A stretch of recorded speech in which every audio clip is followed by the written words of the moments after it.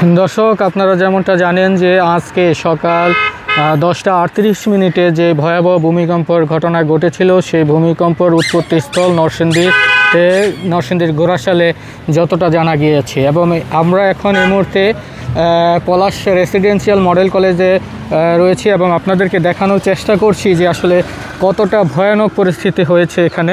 এখানে দেখতে পাচ্ছেন যে এই যে মাটিগুলো দেখতে পাচ্ছেন ফাটল দেখা দিয়েছে, এগুলো ভূমিকম্পের কারণে ঘটেছে এবং এখানকার একটি অংশ কিন্তু দেবে গিয়েছে। এবং আমরা এখানকার চিত্র যদি দেখাই, মাটির যে ফাটল সেতে বোঝা যাচ্ছে যে আসলে এখানে ভূমিকম্পের যে প্রভাব সেটি ব্যাপক আকারে ধারণ করেছে। এই সড়কটি কিন্তু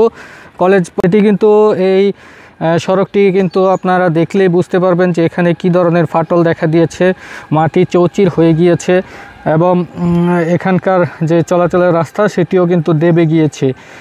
বলা যায় যে একটি ভয়ানক পরিস্থিতি।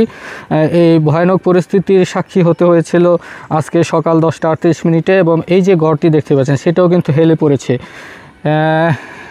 আপনাদেরকে দেখানোর চেষ্টা করছি যে পলাশ রেসিডেন্সিয়াল মডেল কলেজের এই স্থানটিতে এখানে যে ফাটলটি দেখা দিয়েছে, মাটি ফেটে চৌচির হয়ে গিয়েছে, এক পাশ হেলে পড়েছে।